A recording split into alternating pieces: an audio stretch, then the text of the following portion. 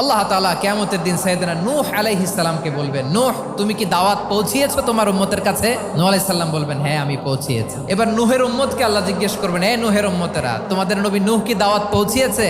নূহের উম্মত বলবে, না আল্লাহ, কোনো দাওয়াতও আমরা পাই নাই, আপনারাও চিনি নাই, জান্নাতও চিনি নাই, জাহান্নামও চিনি নাই। নূহ আলাইহিস সালাম বিপদে পড়ে যাবেন। তখন আল্লাহ বলবেন, নূহ তোমার পক্ষে কোনো সাক্ষী আছে?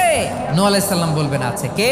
উম্মতে মুহাম্মাদি। তখন আমরা বলবো, আল্লাহর নবী নূহ আলাইহিস সালাম তিনি আপনি যা যা বলেছেন ঠিক তা তার উম্মতের কাছে পৌঁছে দিয়েছে। এবার নূহের উম্মতের সাথে আমাদের ঝগড়া লাগবে। তারা বলবে, তোমরা আসছো আমাদের হাজার হাজার বছর পরে, তোমরা কি করে জানলা? তোমাদের সাক্ষী ধর্তব্য হবে না? আমরা তখন বলবো, আমাদের কোরআনে তোমাদের নবীর নামে আল্লাহ তাআলা একটা সূরা নাজিল করেছেন, সূরাতে নূহ। দিন রাত এক করে তোমাদের কাছে তিনি দাওয়াত পৌঁছেছেন, সব আমরা জানি। আমরা যখন বলবো এই কথা, নূহের উম্মত চুপসে যাবে। তখন আমরা সত্য বলেছি কিনা এটা আল্লাহ তাআলা জানতে চাইবে বিশ্বনবীর কাছে। তখন বিশ্বনবী আমাদের পক্ষে সাক্ষী দিবেন। আওয়াজ করে বলেন আল্লাহু আকবার।